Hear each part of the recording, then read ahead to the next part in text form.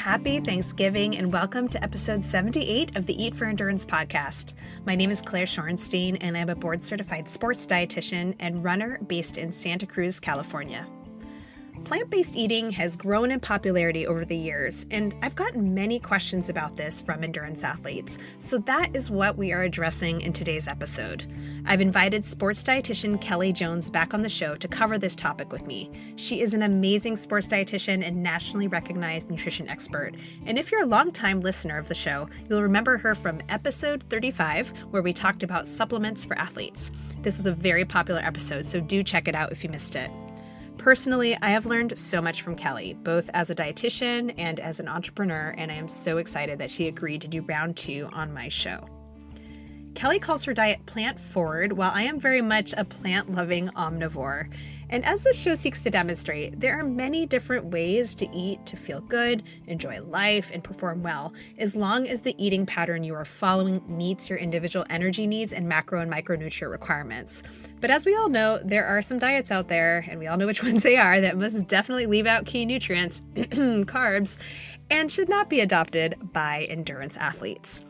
Plant-based eating, by contrast, however you define that, can absolutely work well for endurance athletes. It's worth noting that there are many reasons why people choose to include more plants in their diet that have nothing to do with performance. But with the growing popularity of plant-based eating among endurance athletes, it does beg the question, does going vegan or vegetarian improve performance? We'll of course get into this. You can also check out past interviews I've had with high-performing vegan athletes if you're interested, such as Mike Wardian, Sage Canaday, and Yassine Daboon. So if you're feeling a little bit plant curious and you want to learn more, please enjoy this conversation I had all about plant-based eating and endurance performance with fellow sports dietitian Kelly Jones. Kelly, thanks for coming back on the show. I've been wanting to chat with you on this topic for ages, so I'm glad we could finally make this happen and record again. Yeah, I'm so excited to be here. Always loved speaking with you and hope that your audience can gain some new knowledge today. Yeah, so it's been a few years. So just before we dive into today's topic, can you just refresh my listeners with some background on yourself? Sure. I'm a sports dietitian and the owner of Kelly Jones Nutrition, which serves some people in a one-on-one capacity, but more as a consulting and nutrition communications company. And I also own Student Athlete Nutrition, which obviously serves student athletes. And the goal there is, in addition to consulting with teams and individuals, to provide some free and low-cost resources to teams that don't have access to a full-time performance dietitian. Myself and my dietitians work with athletes at every level. In addition to student athletes, we consult with some professional organizations and endurance athletes. And really, my favorite is just busy, active families that are, trying to prioritize fitness and have so much going on. I'm a former Division I swimmer. When I transitioned to mid-distance running and triathlons after I stopped swimming competitively, and now I'm a mom of 2. I did take some time off from competing and finally got back to it this summer. But, being a mom helps me relate to, again, the crazy busy schedules that most people are dealing with a lot of the time. I really appreciate the power of plant food for performance and for health, both physical and mental. I think that performance nutrition is about both physical and mental health. And I do also keep planetary health in mind with my personal food decisions. I don't push that on other people, but it is kind of what has built some of my philosophies around plant-forward eating too. Yeah, and I was going to say, I know you call your diet kind of plant-forward. And, what I was going to say too is, like, when people use the word plant-based, there's no real clear definition for that. Some people use it and mean vegan, some say vegetarian, some might mean plant-forward eating. So, I think by now, everyone pretty much knows what a vegan, what a vegetarian is. How would you describe a plant-forward style of eating? Yeah, great point. I think that, years ago, I said plant-based. I thought that it was a really inclusive term. And I think in my dietitian circle of people where we'd use that term, we thought that it meant a diet based in plants and not exclusively plants. But I think that food marketing on food packages, the media has really made that term really confusing for people and made people think it really does mean vegan and exclusively plants only. So I have transitioned to using the term plant forward a little bit more to describe my own eating pattern and to describe what I think really anyone can strive for, because it really just means that we're thinking about getting plants on the plate as often as possible. And I think it really does center whole plant foods a little bit more than I think plant-based, because it's, that term is on so many packaged foods now, that people are just thinking of it as, this doesn't contain animal products. So, when we think about plant-forward eating patterns, we want to be including actual plants on our plate a little bit more often.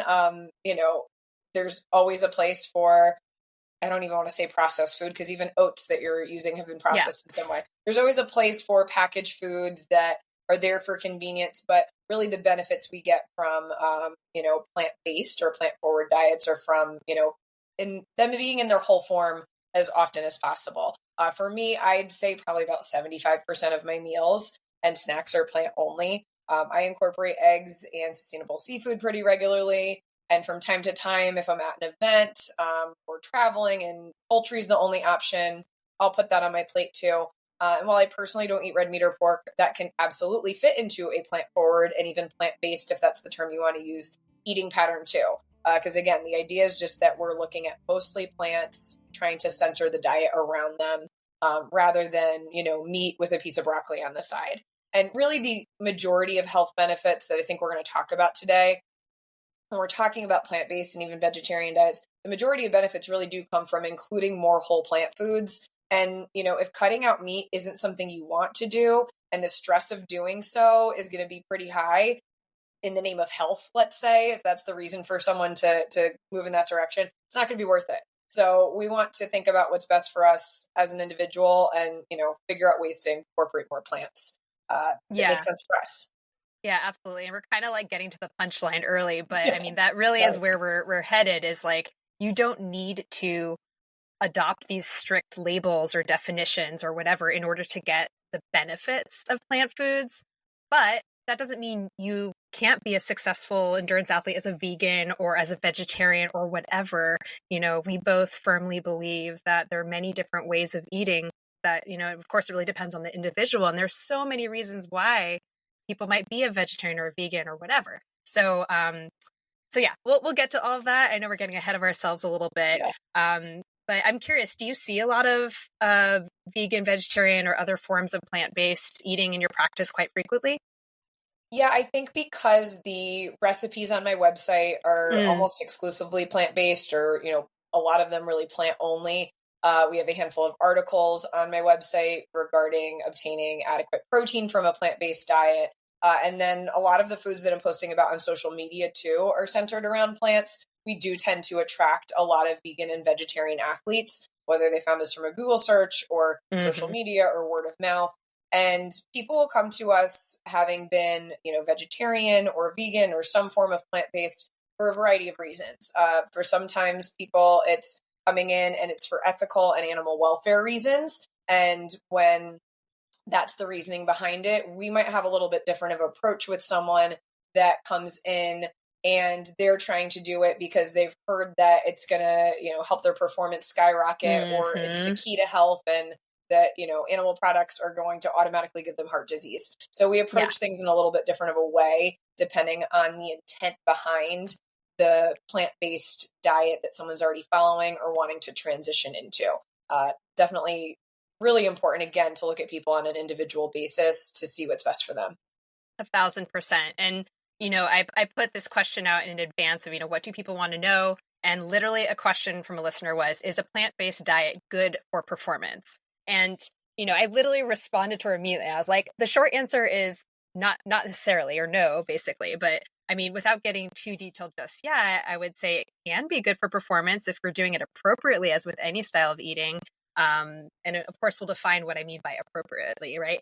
But eating vegan or vegetarian doesn't necessarily make you perform better. It's not like an automatic thing, like eat vegan and you'll suddenly, like, your life will change. And, people always you hear people talk about it. I went vegan and I got all this, like, clarity and everything. You hear people say that about, like, carnivore diets too, I went carnivore and suddenly my brain fog would, I don't know. Anyways, the whole point is that adopting a certain diet it's not like this magic bullet that makes you perform better, despite what some people might claim. Would you agree with that, or would you answer this differently? I absolutely agree with that. And, I think a lot of times a quick response is, if you do it correctly, or if it's planned well, plant-based diets or vegan diets can do X for you. But in reality, I think that's the case for omnivorous diets too, right? Mm-hmm. When people are coming to us, and they need tweaking to maximize their health and performance, it's usually because there's not a good plan in place, whether that's because they haven't taken the time for it, they don't have the knowledge for it, or they've been following, the wrong recommendations from, mis or disinformation on social media or books or wherever else they're searching for information. So I think whether you're following a vegan, vegetarian, flexitarian, omnivorous diet, whatever it is, we do want to help people plan their diets better so that they're adequate enough. And that's really the foundation for a healthy, so to speak, performance diet, I would say. So, the best diet for performance, I think, is first the one that contains enough calories and nutrients. And there's a lot of different ways that you can accomplish that. So for some people, saying they're following a plant-based or plant-forward diet might mentally help them put more of a focus on eating more whole plant foods. And there's benefits to that, and that maybe they're eating more nutrient-rich carbohydrates now, or maybe more carbohydrates in general, which we know is so good for muscle function, for brain function in, any active people, especially endurance athletes. And then we also know that if people are focused on eating more whole plants, they may have a greater variety in their diet. So increased variety of foods might provide you with more antioxidants, let's say. And that might be able to impact healthy inflammatory responses and exercise recovery. So people can achieve this with a variety of different eating styles. And if someone feels that plant-based is, or vegan or vegetarian, any form of that is right for them, then there are certain considerations we want to think about. And if someone is still including animal products, there's other considerations we might speak to them about, I would say. 1,000% agree with all of that. Let's rewind for a second. You kind of touched on a lot of this already, but let's discuss why are plant foods such an important part of the diet? Because I think it's also key to point out, as you were saying, like a lot of people aren't even including enough of that to begin with, whether they're omnivorous or plant-based, right? They're a key part of any athlete's diet. So why are plant foods so important? What are some of whether they're nutrients or other properties that make them so key? Right. So I mentioned by focusing on more plant foods, someone might start to choose, a greater variety of different plant categories. And let's just go over that too. When we're thinking about plant foods for basics, obviously whole grains, and, people hear whole grain, they just think wheat. They're like, okay, I'll choose wheat pasta or wheat toast or wheat this or that. And that's fine. There's nothing wrong with wheat. But if we can think outside the box a little bit more whole grain, we're also thinking of oats and corn and quinoa and farro and all these other options that are out there. A lot of which might be another great way to incorporate more protein if you're choosing a plant-based protein. So think about expanding variety in whole grains in that way. Then from there, legumes, whole other category where we're looking at beans, lentils. There's a lot of research showing that for long-term health, for our gut health, that eating more beans and lentils and soy is in this category too. May be beneficial for those things. 4 servings a week actually is technically recommended. So if you're focusing on more plants, you might start to incorporate more of those proteins and have more of them on your plate. And then of course we have fruits and vegetables, which, are very nutrient rich carbs like the other foods mentioned, nuts, seeds, all of these things. So if those start to be foods that you're focusing on a little bit more, you're going to be getting a variety of nutrients. So we're talking high quality carbs again, and carbs are going to give you that energy that you need for your muscles to function well, to stabilize blood sugar throughout the day so you can be in a better mood, to supply energy to your brain so that it can, function optimally, really. And then when we're looking at what else we're getting there, lots of different vitamins. When we're eating more fruits and vegetables, you're automatically going to start eating more vitamin C. Vitamin C is something that research shows endurance athletes actually could stand to have more of for immune system health and preventing upper respiratory infections when you finish a marathon or training for an endurance race. So a lot of those antioxidants that work with vitamin C too are going to come to you by way of eating more fruits and vegetables. Our fruits and veggies are also a great source of, fancy word here, polyphenols. You may start hearing more about them if this is a new word to any listeners. We talk about them more commonly as antioxidants, right? But plant foods in all forms, all colors provide us with these phytochemicals, or just good plant chemicals, that are not yet considered nutrients because we're still learning a lot about them. But there's, I think, over 30,000 phytochemicals have been identified. So if we're expanding the amount of plant foods we're eating, we're getting so many more of these phytochemicals that interact with our carbs, our fat, our protein. They help our vitamins and minerals work better. And then that specific group of these, called polyphenols, is going to help with exercise recovery too. So there's a lot of cool research surrounding inflammation, performance for endurance, again, muscle recovery, especially with some of those brighter foods. So like blueberries, pomegranate, grape juice, black currant, a lot of cool things surrounding there. So that's a handful of it. And then I mentioned gut health a little bit with beans, but the more and more we hear about the gut or our microbiome, like the bacteria living in and, on our skin and in our body and our digestive tract, we know that the more diversity in our diet from plant foods, the more we're going to support diversity in good gut bacteria too.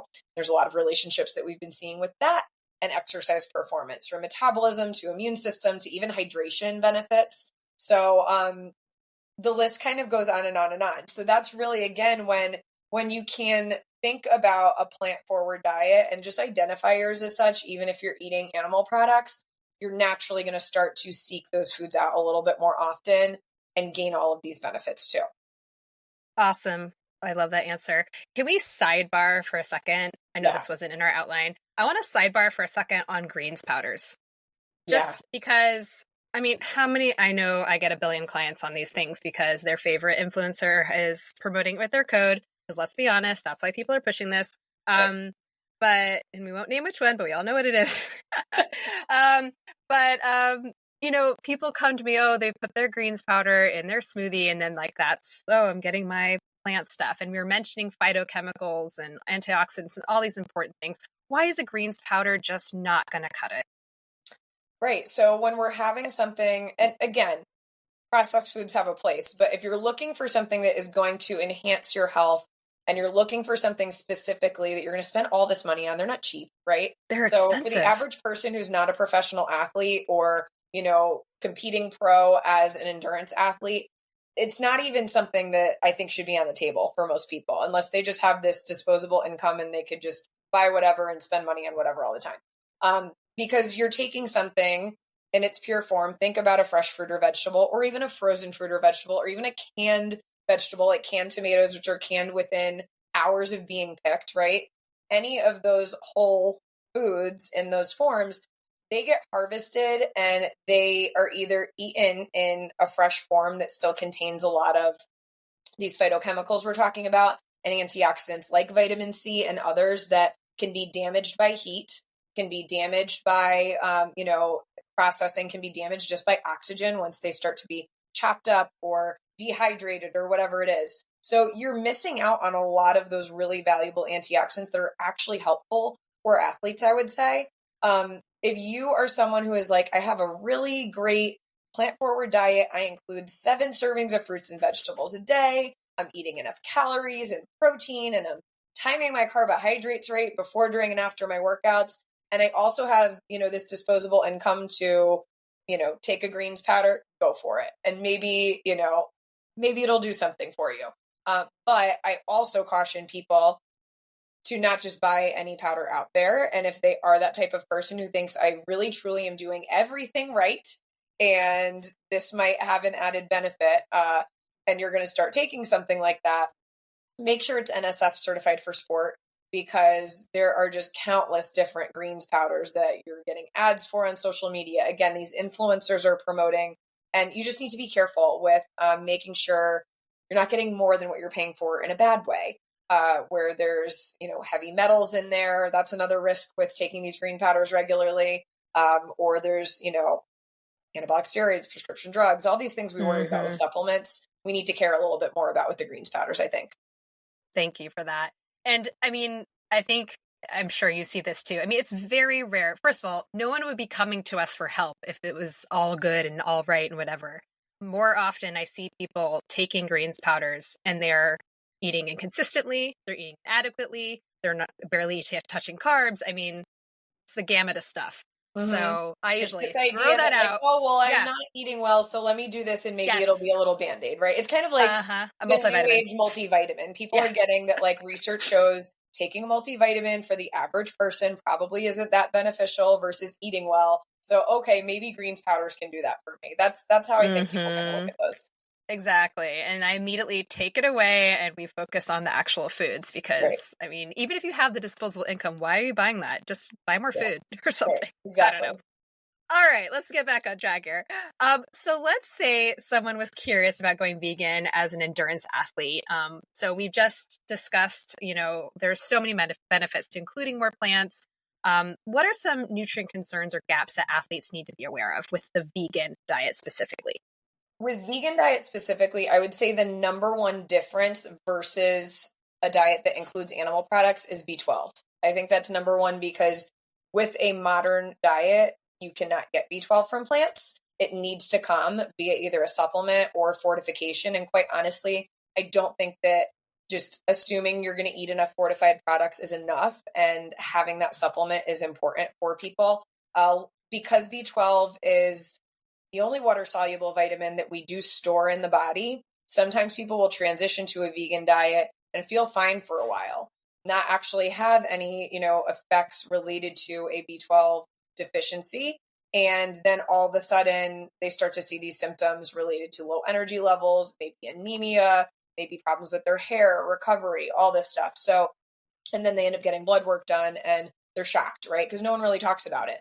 But B12, while it is something that bacteria can produce and can be on like the outsides of fruits and vegetables when we pull them out of the ground, we're going to clean those things for food safety reasons, right? So because you're going to wash that carrot before you eat it, there's not going to be B12 there by the time you consume it. So it is important to have fortified products or, again, take a supplement. And you'll see too with B12, this confuses people. I'm always like, more is not better. And, don't overdo it with supplements. B12 is very poorly absorbed. So if you pick up a bottle of a supplement brand that you trust and you see that there's 12,000% of your daily value of B12, that's because that is what is in that, pill or spray or whatever it is you're taking. You're not going to absorb that much. It's, something that's challenging to absorb. So that's why those amounts are so high. But B12 is the number one. Another couple of key nutrients, vitamin D and omega-3.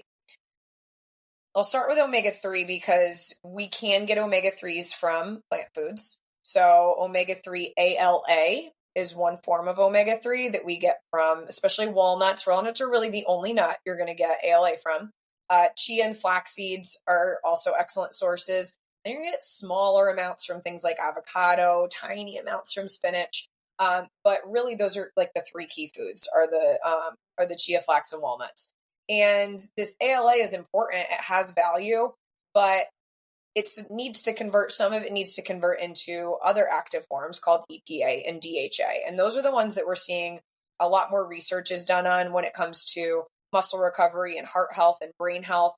And there's just not enough evidence to suggest that you can eat enough ALA from plants only to convert enough into EPA and DHA for optimal function and healthy inflammatory responses. So because of that, I tend to recommend if someone is completely vegan that they take an algal oil supplement. So algae oil, there's a few different really reputable brands out there for omega-3 supplements that have their algae oil version. And that would be my recommendation there. Now, I said that this is one that, I consider for other people too, because most people are not eating 2 servings of fatty fish a week. And therefore, might want to be having an omega-3 supplement for that reason too. So if you're not vegan and you want to take a fish oil, look for a sustainably sourced one that you can trust, and make sure you're getting that EPA DHA. If you're allergic to fish, it's one of the top 8 allergens. So if you're allergic, algal oil supplements work for you too. So those are kind of my top 2. And then that brings us to vitamin D. So vitamin D, unless you're having UV treated mushrooms, which is really hard to know exactly how much you're getting from them, you're not going to be getting vitamin D from plant foods. It's, again, coming in natural forms. Really, fish is the best source. So you're eating salmon or tuna twice a week, maybe 3 times a week for athletes. you could be getting, enough vitamin D and omega-3. But if you're not, then that's something where you again want to look to either a supplement or fortification. And vitamin D is one of those things I always tell everyone, get it tested at least once a year. If your levels are low, get it tested twice a year to see if whatever supplementation protocol you choose or is recommended to you is actually working. But the Institute of Medicine levels actually suggest that we should be at 50 or above. You can go and get your Quest labs done. It's going to tell you that you're in the green if you're above 30. So know that 50 plus is where you should be. And if you're not, then a supplement is probably necessary for you.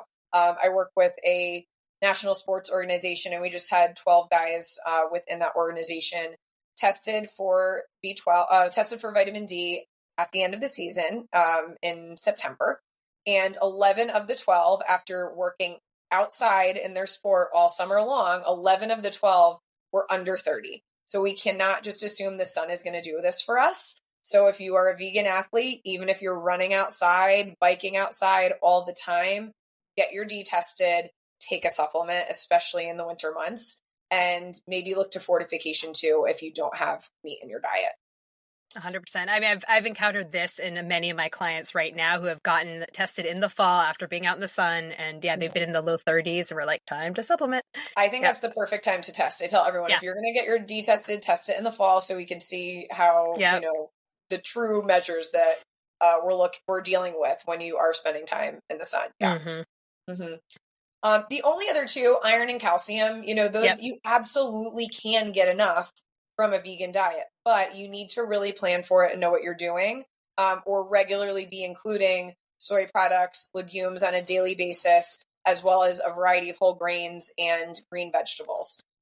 With iron, really important tip I always give is that vitamin C enhances iron absorption. So if you're following a completely vegan diet, I recommend including a vitamin C source at every meal. So everyone's just thinking of orange juice right now. So yes, oranges, but also kiwi and berries and peppers and even potatoes and broccoli. So there's plenty of vitamin C sources.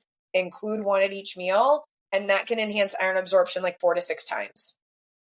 The reason that I bring iron up last, even though it's, people say it's harder to get from a vegan diet, is because a lot of endurance athletes, regardless of what they're eating, are at a higher risk for iron deficiency anemia. So that's another level that I would recommend everyone get their iron panels done every year, and think about pairing vitamin C with your meals to enhance absorption of plant iron too.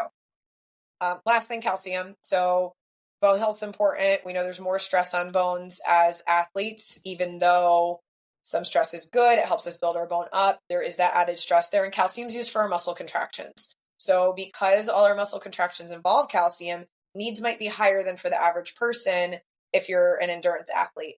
So again, whether you're vegan or not, most people aren't having those 3 glasses of milk every single day.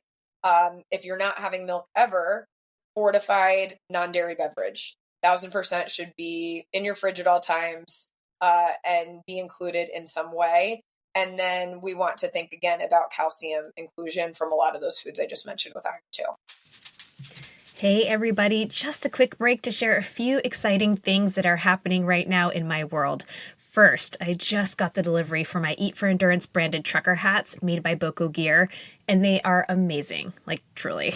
They are made with really high quality performance fabrics, and it's an awesome unisex design. I'm doing free shipping for all orders, and for a limited time with every hat purchase, you get one of my 2x4-inch stickers thrown in for free. Head on over to the shop page on my website, eatforendurance.com, to order the hat, or you can also just buy the sticker. All proceeds help support this show, and honestly, I didn't mark them up very much. It was very much a for fun project more than anything else. I also want to share something new that will be coming out in January. It's something that I've been meaning to do literally for, I can't even tell you how many years. I'm finally putting out a self-paced course. It's called Peak Performance for Endurance Athletes, Your Ultimate Guide to Strategic Fueling. This will be a pre-recorded course covering just about everything you want to know about performance nutrition as an endurance athlete. And there will be opportunities to purchase one-off race nutrition strategy sessions that are only available to people who who buy the course and will be well below my usual one-to-one coaching rates. I never sell one-off sessions like that.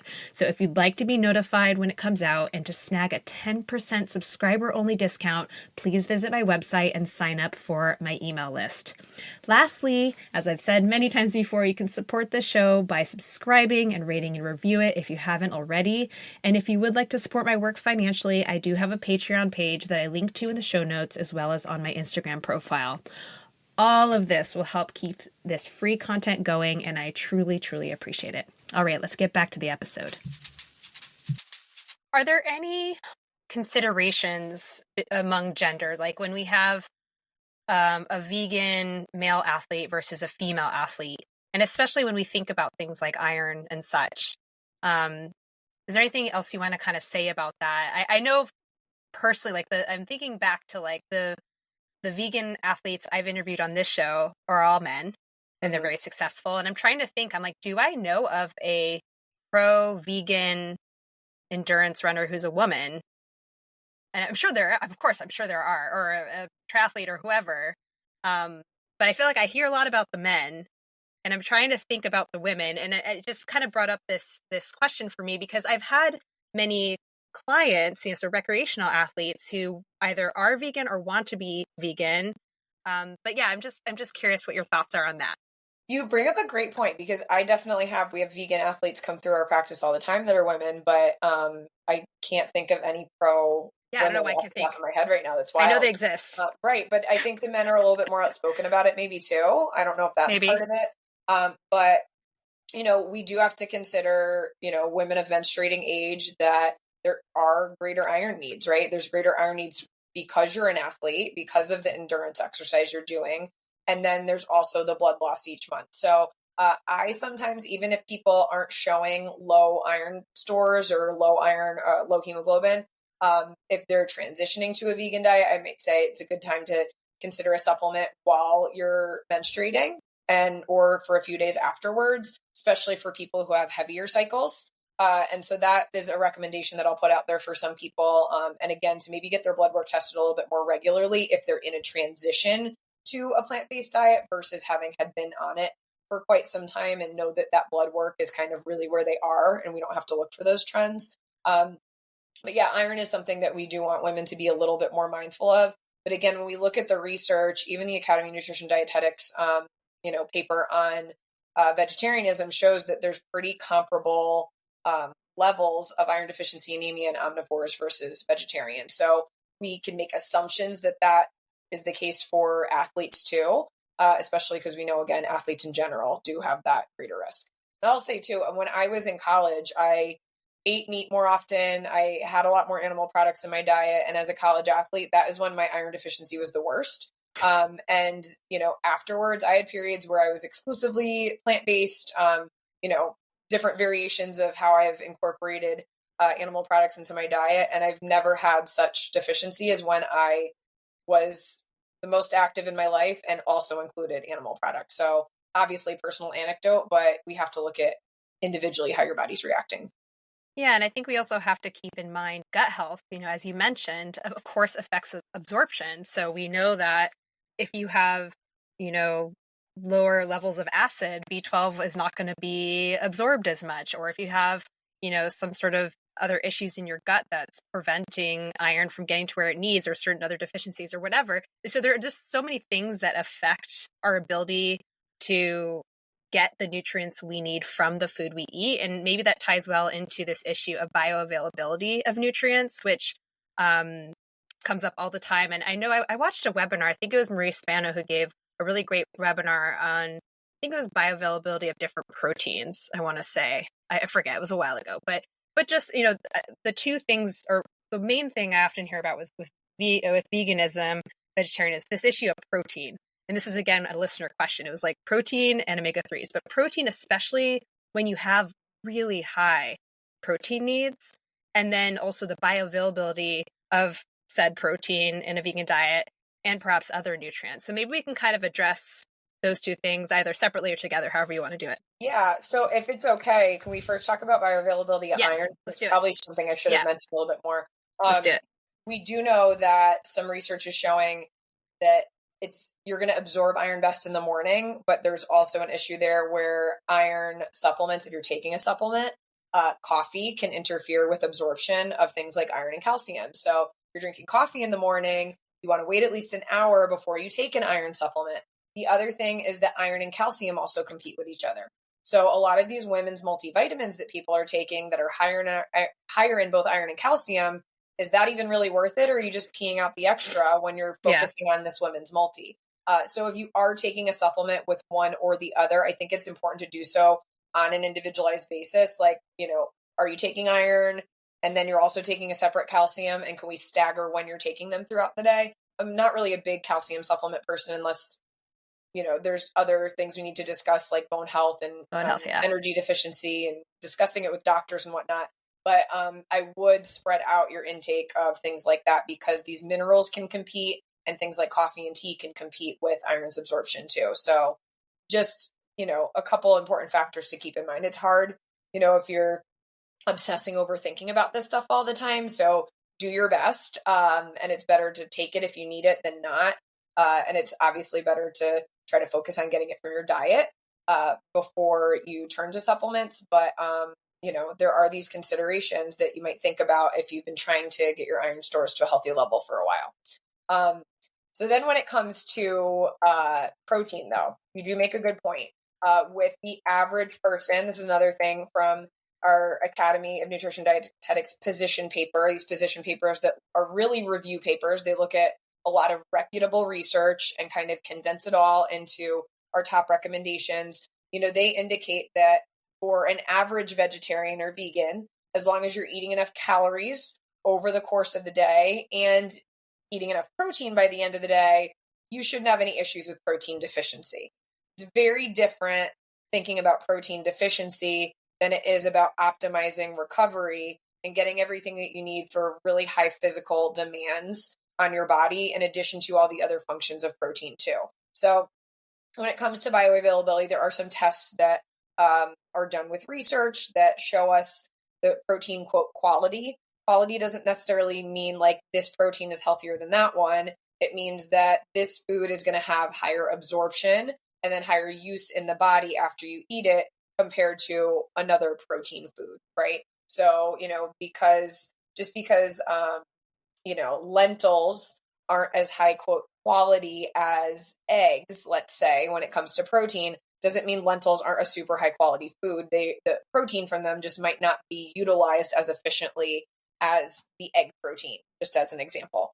So what we do know is that soy protein is absolutely the most comparable to our animal proteins, and really can be looked at as an equivalent most of the time in terms of its absorption, because it contains really all plant proteins. I want to get this out there too. All plant proteins do have all the essential amino acids. It's just that some have very, very little and not adequate amounts to do what we need it to do. So I don't really love, and I know a lot of vegans don't really love the term incomplete protein. Mm-hmm. Because again, technically, like an apple will have all the amino acids, even though there's hardly any protein in there, right? Mm-hmm. So for the sake of making sure we don't upset anyone, all foods have all of the amino acids, but the quantity of the essential amino acids is what matters, and something that we need to consider for how effectively that's going to help us with recovery and repair, not only right after a workout, but also throughout the day. A lot of people focus on this post-workout, like, oh, I need to get enough protein right now. I need to get my essential amino acids, and that's when I'll focus on my soy, or that's when I'll get my animal protein.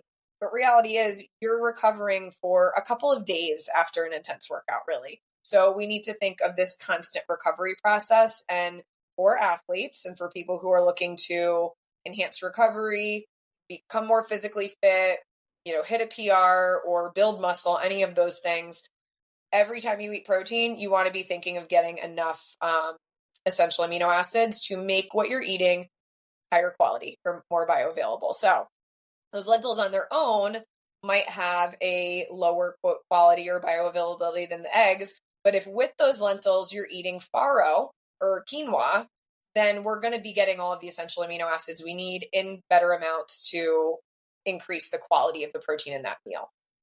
So those are just, a few examples, but Soy is something I recommend people include in their diet, especially if you are a vegan. You need soy in your diet. It's just going to make it much more easy, much more efficient to hit your protein goals and get a lot of other essential nutrients into. Tofu, for example, and soy milk tend to be fortified with calcium, which helps. Also contains iron. So there's a lot you're getting in that package there from a protein and mineral perspective. And then in addition to soy protein, there are some others that are considered to be high quality, but you're just not going to get as much per serving. So like pistachios, you're only getting 6 grams per serving, right? So that's a great way to get a quote complete or high quality protein, but you need other protein with it for it to be enough. Hemp seeds, you're going to get, like 9 to 10 grams in 3 tablespoon serving, and it's high quality. But again, that can't be all you're having at that meal. So it is helpful to pair proteins together. So legumes with whole grains or legumes with nuts. Those are just some examples of ways to do that. Yeah, exactly. And I talk about layering proteins all the time with people, whether or not they're vegan or not, even my people who are eating some plant foods, but eating some animal products, but they maybe want to eat less. And we talk about just layering things, and also as a strategy to meeting increased protein needs. You don't always have to have this like giant portion of chicken or whatever, But two things. So first, I still get people who are afraid of soy. Yeah. Do you too? I absolutely do. And I, quite honestly, I have a notes section saved on my phone for all the social media questions that I get about it. And I have the same thing saved as a Google Doc that I can send to clients. Quite honestly, another dietitian has done all the work for us. So there's a lot of data here to, especially if you've become afraid of it, you've heard it's bad for your hormones or it's bad for your heart or, for males, how much it's should horrible, you have it's going to give you breast cancer. Like none of that is true. And any inkling of that or wherever this came from and wherever it was extrapolated from is very poor quality animal studies. I know there was one study that made people fearful about the hormone stuff. And it was the only participants in the study were at a fertility clinic. So you can't take that information and apply it to everyone. So Whitney English, another dietitian, has on her YouTube channel several videos debunking all of these soy myths where she is diving into really high quality research studies. She's including them in these videos and highlighting important parts. So I highly recommend that if you are fearful of soy and you're not just taking our word for it right now, to go to YouTube and watch Whitney. I think Whitney ERD is her. I'll find it linked to it. That's a great idea. Link to it. Very good resources. So that'll really go into detail for people who are skeptical. Awesome. Thank you. I knew we needed to address that. Yeah. Because people are like, well, how many times a week can I eat it safely? And I'm just like, you can eat it. It's okay. Yeah. And actually, I was talking to a few dietitians at our recent annual conference who had just gone and done this like soy immersion essentially. And there's a lot of research showing that having it twice a day is actually really beneficial regardless of what your diet is like for things like skin health and aging and heart health. So we shouldn't be afraid. That's great. That's great. And then my last question on kind of in this vegan context is, strategies for endurance athletes, because as you know, their protein needs are so high, like many other athletes, but the sheer volume, some challenges with veganism is like getting total energy in, like an adequate amount of food, because of course with plant foods, you are getting more fiber. So it can be challenging just, especially like figuring out how to compose your meals so you aren't getting so much fiber, before a workout, all that stuff, but just getting the sheer volume of food in. But especially with the protein, it can be hard because you can't just have, 6 ounces of lean chicken breast or whatever, and then boom, you're done. It's like you do, again, as we were saying, layering all these different things. So I know for how I work with people, this is where protein powders can be really handy, and there are lots of different great vegan ones. But what else would you say to answer this question of like, how can I regularly get over 100 grams a day to meet my needs on a vegan diet?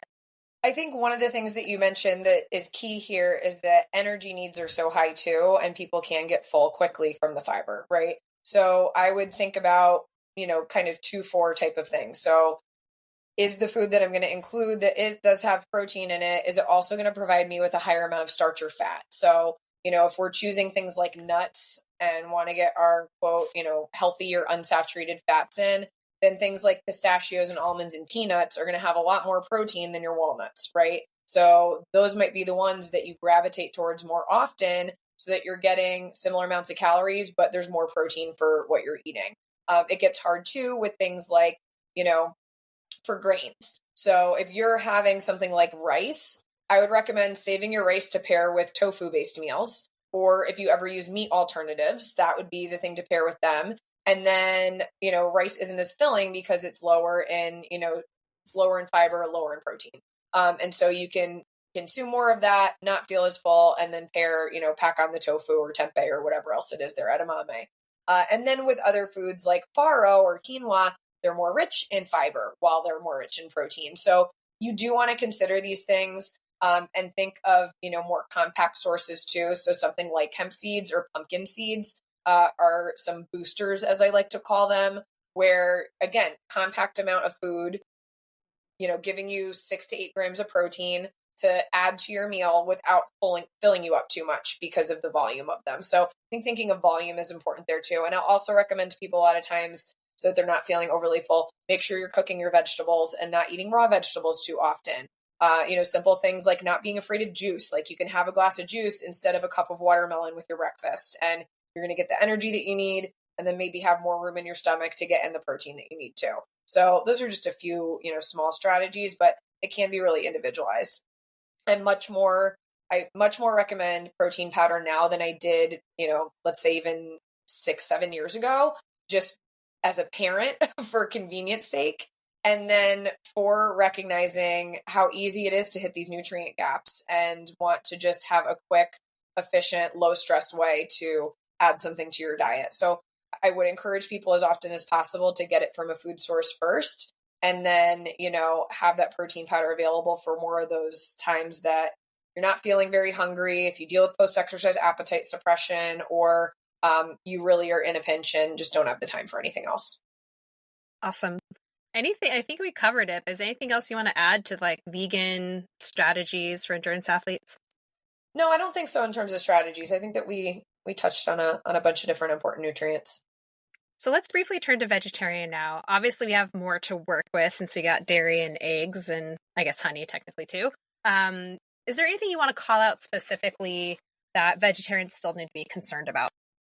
So vegetarianism can mean a whole lot of different things, right? So it could mean I'm just including eggs in my diet. I mean, I'm just including dairy. It can mean I'm including eggs and dairy. And with that, how often are you eating them, right? Are you only having eggs when you go out to brunch, or do you actually cook them at home every day? So that's where if you're having both eggs and dairy in your diet on a daily basis, you're getting more of those, quote, high quality proteins. You're also getting B12. And I'm not so concerned with those type of nutrients. And we can just, talk a little bit more about fine tuning the balance of your meals and timing and things like that. For someone who, again, is including these things, but very rarely, then that's a whole other conversation. And we might be making recommendations for you that are much more similar to the recommendations we might make for someone who's following a vegan pattern. So I think that that's really important.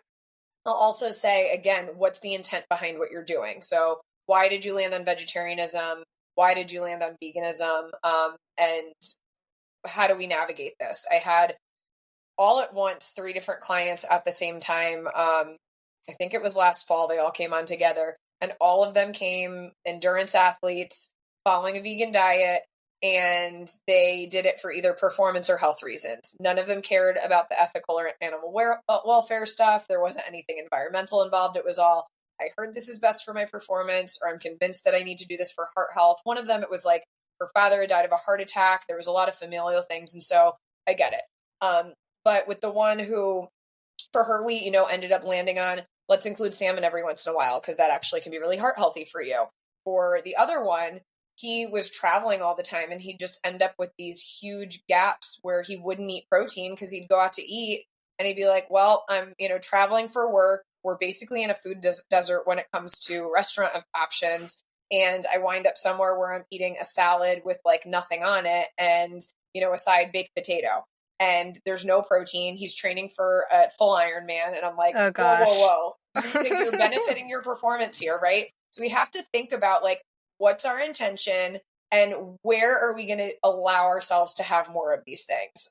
Does it make you feel better if you get your eggs from a local farm, if it is an ethical thing, or they're pasture raised and organic, to allow you to feel comfortable including them in your diet more regularly? There's all these different like conversations that we like to have with people when they're following plant-based diets to ensure that the type of diet they're following is really what's best for them, and that they can recognize when they want to make these concessions. And again, I do that for myself personally. If I'm traveling for work, especially when I'm traveling for baseball, you'd think that I'd have some say in what food was being offered, but I don't usually. And, a lot of times chicken is the protein option that I have for a few meals in a row.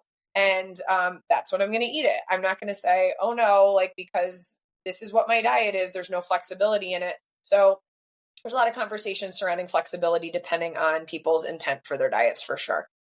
And again, not having those nutrient gaps there is really key. Yeah, exactly. That's such a key part of it, because, that why, asking why, because I think there is a lot in the endurance world of, oh, so-and-so's doing this and they're doing so great, and they're like preaching about it. Because of course there's a lot of preaching going on with diet, and, nothing against those people. I'm glad that it's working for them. But then people are like, oh, cool, I want to try it. But then often it just completely fails for them because either they're not doing correctly, or they're not educated in what they need to do, or maybe it's just not right for them, Right. So yeah, I think, as we kind of said in the beginning, like the punchline of all of this is like, all of these things are fine and they can be done well. And it really is just asking yourself what you want and what works well for you. Maybe some days you're vegan and maybe some days you're not. Like, you don't have to choose a category if you don't want to, but you also can. Right. Yeah. So, and I think that's important, like for listeners too, when they're hearing about veganism, like that's a whole lifestyle. It's not just, I'm following this diet for the sake of a diet, right? It's an entire lifestyle when people are following vegan diets. And I think that might be a little bit the difference too between veganism and plant-based for some people is, I'm not going to eat animal products, but honey's okay. And, so there's so many different layers. And, I like to remove the labels as much as possible at this stage of my career so people can feel that they're allowed to be flexible if they need to be. Yeah, absolutely.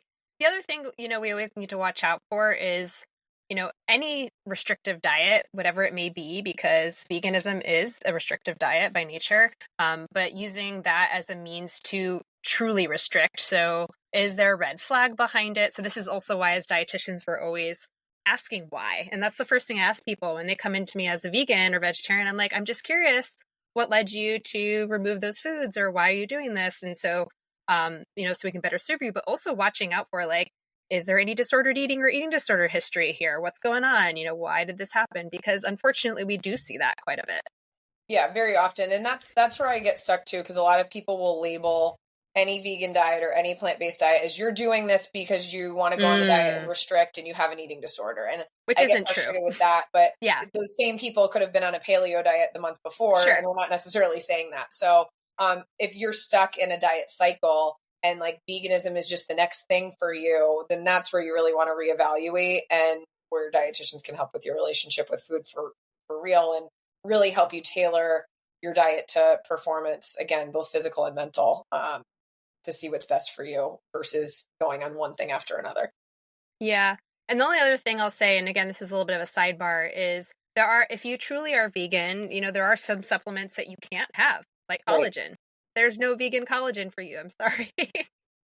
We're trying, but we're not there yet. I know, we're not there yet. So just an FYI that if you're truly like, because there are people who are 100% vegan, and that's great, and we support you. Just be aware, that that's not an option for you. If but again, I've known all kinds of different vegans where they're vegan most of the time, or again, you can call yourself whatever you want. You can be whatever version of whatever works for you. That's the bottom line. Exactly. And we're here to support that and help it work for you in a way that this diet can be adequate and it really can truly benefit performance. And again, the basis of all of this is eating more plants can be beneficial because it 100%. Gives you so much good nutrition. And, that's really the foundation of this all. So if that could be the takeaway for you, if you're feeling like I'm guilty eating meat because I think it's going to be bad for my health or performance, shift the focus to what you can have more of.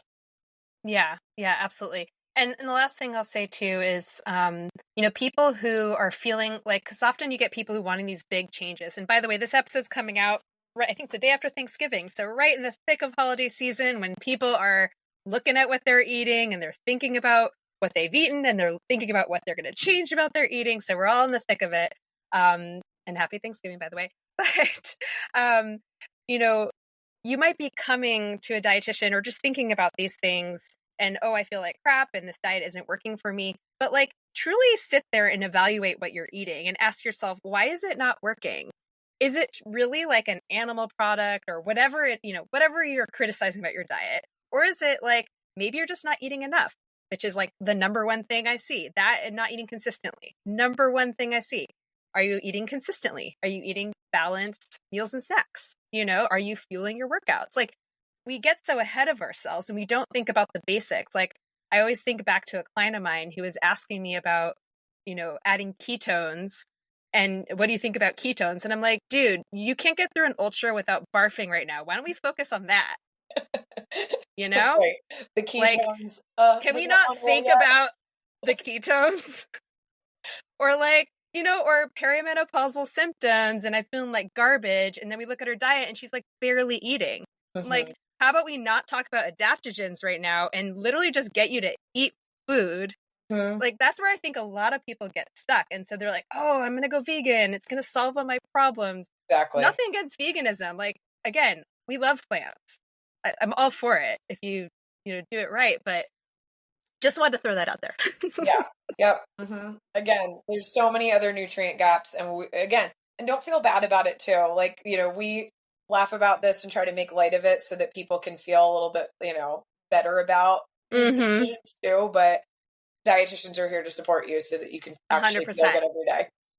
Yep. So if you're feeling plant curious and you want to try any of this stuff, like we do support you and it's awesome. And just know that you are not going to be judged if you don't go all in on veganism or all in on vegetarianism, that we can 100% just say, hey, maybe I'm going to have a vegan meal, or maybe instead of 6 ounces of chicken, I'm going to do 2 or 3 ounces and incorporate lentils and, farro or whatever. Like there are just so many ways of doing this.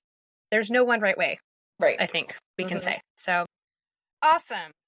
Anything else you want to add to this discussion? I think we really addressed all of it, but if there's anything else that comes to mind.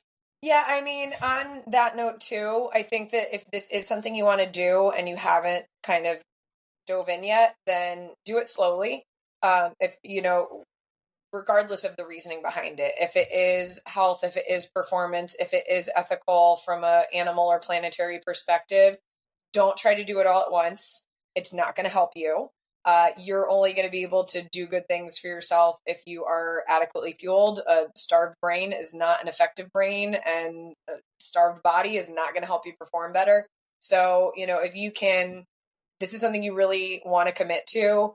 Maybe you take out meat first, like just red meat and pork, and you keep poultry and the other things in there, and you find ways to replace those meats, because that's a lot less stressful than doing it all at once. And then if you decide, you know what, I'm feeling really good right now, this is where I'm going to stop, then you stop there. And then if you decide, okay, you know what, I'm going to pull back on the poultry a little bit, and maybe I'm just not going to cook it at home anymore, and maybe sometimes I'll have it when I'm out. And then that allows for, okay, here, we're going to cook a little bit more plant-based meals at home. We're going to, try some new recipes. I'm trying some new plant products that I don't usually have. You're increasing variety. Maybe you're feeling good for that reason too. Some of this might even be, again, you're trying new foods and new recipes and you're getting excited about food again because you're sick of eating chicken breast all the time, right? So there's a lot of layers to this, but do it slowly if you want to do it, and be okay if you get to a point where you say, you know what, I'm okay still keeping eggs here and I'm not going to dive all the way in, or whatever that journey looks like for you. Just, again, we're looking at increasing our whole plant food intake for those performance and health benefits, and doing it slowly so that you're not stressed and your body's still getting what it needs. And then the other thing I would say is, we're talking here a lot about whole plant foods and, plant forward diets. We said earlier too, I mentioned, it's okay to have packaged foods too. Keep that in mind. There is no perfect diet, and if you are going to be stressed out and going crazy trying to cook everything from scratch and only eat whole plant foods all the time, you're going to burn out, and that stress is not good for your health either. So we need to think about what are the convenience items that make the most sense for us. For me, as a parent of 2 younger kids, a business owner, and someone who wants to stay active myself, I would not get by without packaged convenience options. Same. And, in my ideal world, because again, I said I care about the planet and all of that, I wouldn't have very much packaged stuff, but it's just, reality. So, the ones that you're going to be having more regularly, look at your ingredient list, include things that have more whole plant foods, look at your protein and iron and calcium and all that stuff. And then you might even have things on hand that you have a little bit less regularly. For me, that's some, higher protein, plant-based freezer meals that I can pull out when it's just been an absolutely crazy day and there's nothing else that, thinking of cooking food is just, that alone is stressing me out. Never mind cooking it and going through the whole process. So be okay with that. Have that flexibility too, no matter where you land on this plant-based spectrum. Absolutely. And I have so many convenience things, both that contain animal products and that don't, like we were kind of joking the other day about how we both had burgers, on online. Yep. We posted our burgers. So I had, Beyond Burgers, you had salmon burgers, and I think turkey burgers for your kids. But, like I don't have the Beyond or Impossible burgers all that often, but they're really handy when I need something. And I also eat regular burgers. I just happen to have those, or like marinated tofu that's ready to go. And I have a bag of frozen rice that I literally just put in the microwave. I mean, there are all kinds of things that are very convenient that make our life easier and is important.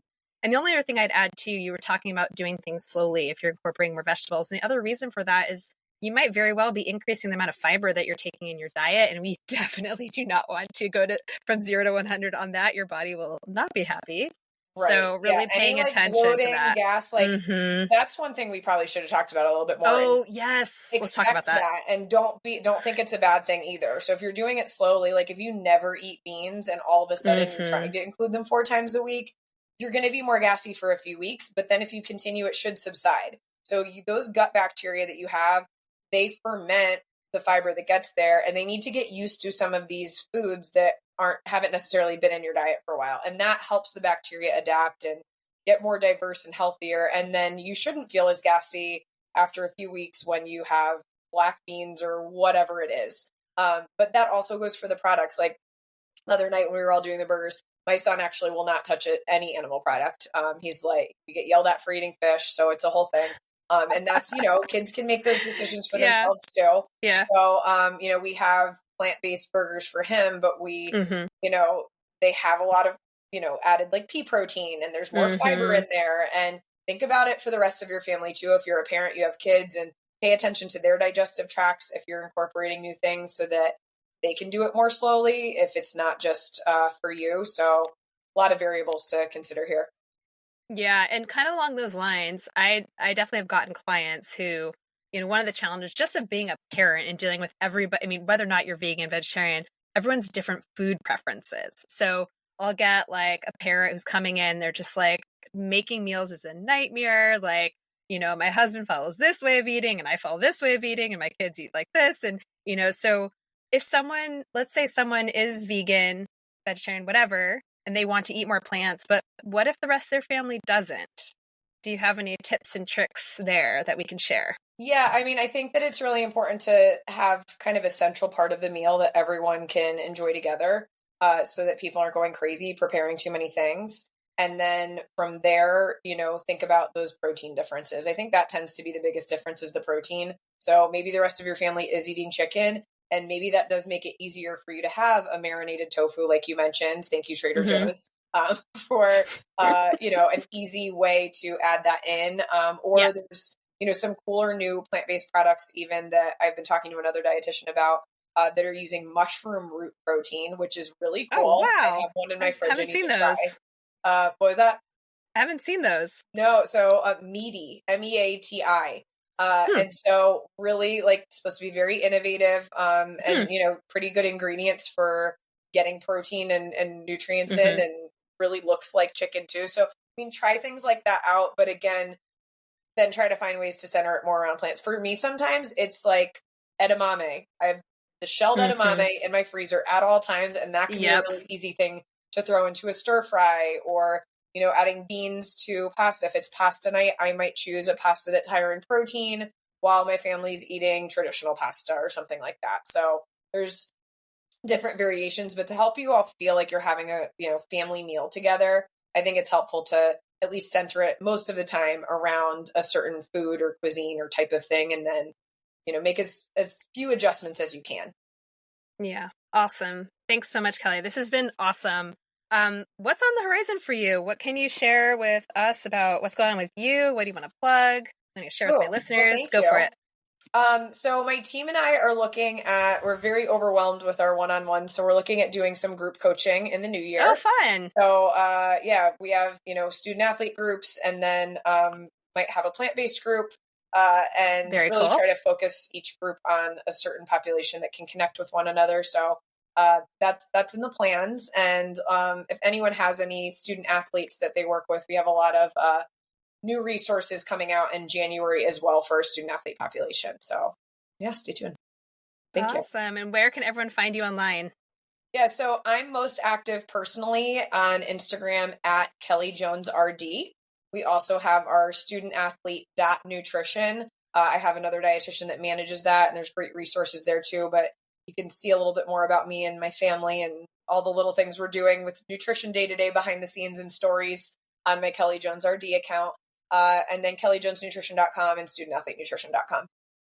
Awesome. Thanks so much, Kelly. I always love having you on. You know your stuff. I know you're a media dietitian. This is like what you do, so you're so good at it. And thank you. It's wonderful to hear you talk and share your knowledge with everybody. I know my listeners will love this one. Thank you so much for having me. Always love talking to you, Claire. I love what you do on your channel, on your podcast, and excited to see what things happen for you too. Thank you. And that's our show for today. Thank you again, Kelly, so much for coming back on the show. All right, don't hit pause just yet. I have a couple more quick announcements before we wrap up this episode. I am looking for more podcast guests to come on the show for next year's content. If you're a recreational athlete and would like to share your story, I'd love to hear from you. Or if you have requests for other athletes or nutrition topics, I'd also love to hear from you. If you're enjoying my podcast and want to keep these episodes coming, as I mentioned earlier, you can support me by subscribing to the show, sharing it with others, and rating and reviewing it wherever you listen. And again, please go visit the shop on my website to check out my merch. It's awesome. And you can subscribe to my email list to be notified and to get special discounts when my upcoming Peak Performance course is released.